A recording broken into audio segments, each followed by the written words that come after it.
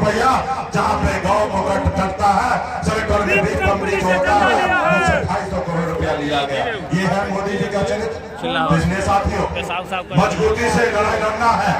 बाबा साहब भीमराव अम्बेडकर ने आपको बताया कि अब राजा का बेटा राजा नहीं बनेगा, राजा वही बनेगा जिसके पास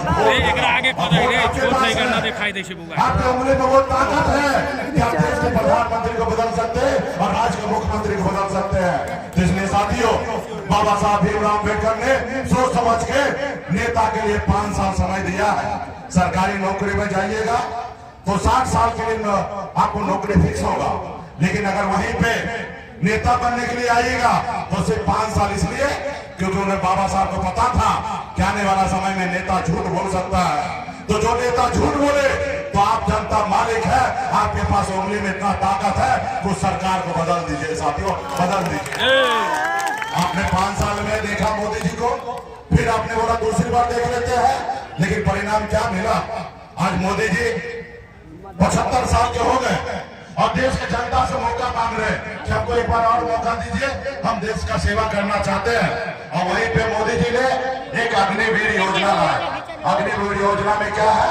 18 साल में आइए और 22 साल में रिटायरमेंट, यानी कि आप शादी से पहले रिटायर हो जाइए, मुंह छाने से पहले रिटायर हो जाइए। और लेकिन मोदी जी को 75 साल में सेवा करना, अब बताइए कैसे मोदी जी को बदलना है साथियों। तो इसलिए साथियों, पार्टी के एक नेता से आग्रह करेंगे कि गांव में इधर उधर जहां पे भी आपके रिश्तेदार हैं, वहां टेलीफोन कीजिए और बताइए कि आपको क्या करना चाहिए, सामाजिक न्याय के लिए कैसे लड़ाई लड़ना है।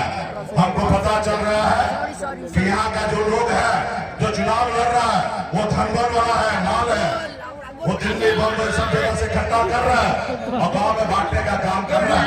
ये पैसा भी आप ही का है, वो किसी उसका पैसा नहीं है, वो आप ही का पैसा है। जो दे रहा है ना, तो चुपचाप रख लीजिए, उसमें कोई चेक नहीं चले लेना। के लिए तब तो आप अकेले रहते हैं, और जब अकेले रहते हैं तो आपका दिल पे हाथ दीजिए और सोचिए कि देश का भला किसमें है, हमारे क्षेत्र का जनता का भला किसमें है।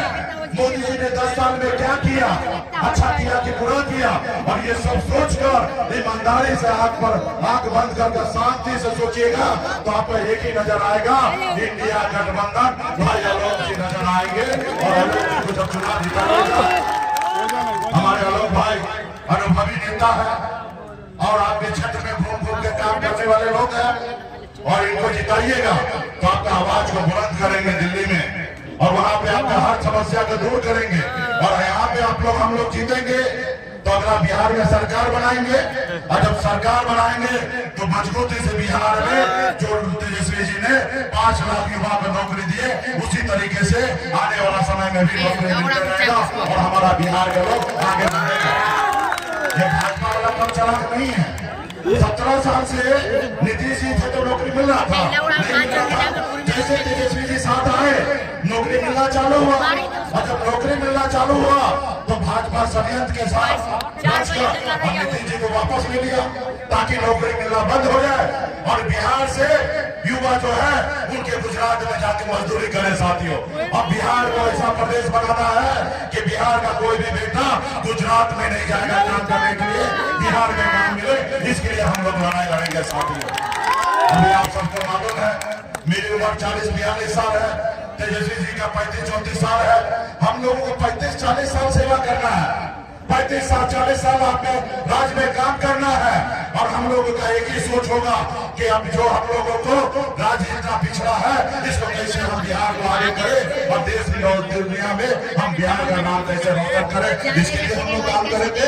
तो इसलिए तमाम हमारे जितने भी नेतागण है, एक साथी से कहूंगा कि अगल बगल में जहाँ पे भी है अपने मजबूती से काम करने का काम कीजिएगा।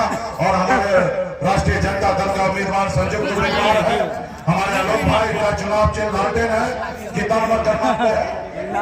1 नंबर पे है, तो 1 ही नंबर पे रहना चाहिए।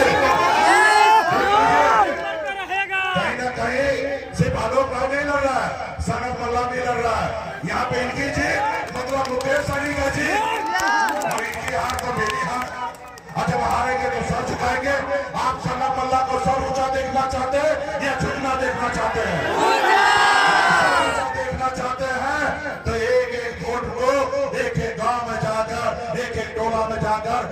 बूथ पर जाके मजबूती से भाई आलोक जी के लिए काम करने का काम कीजिएगा साथियों। और हम लोग तो पूरे बिहार में गंगा जल से मई कर दिए हैं। एक एक निशान का बेटा लाखों रुपया को दे देना तो उसका परवाह नहीं है। सिर्फ वोट अगर गिराएंगे तो सिर्फ इंडिया गठबंधन का जहां हमारा प्रत्याशी है वहीं पे गिराने का काम कीजिएगा। बहुत बहुत धन्यवाद। टाइम है किसी को पता है? अच्छा चलिए, तो चलिए ठीक है सब बोल। चलिए बहुत बहुत धन्यवाद। और आने वाला समय में कल भी कार्यक्रम होगा, अभी भी कार्यक्रम है। अब मजबूती से आप लोग होती है। बहुत बहुत धन्यवाद।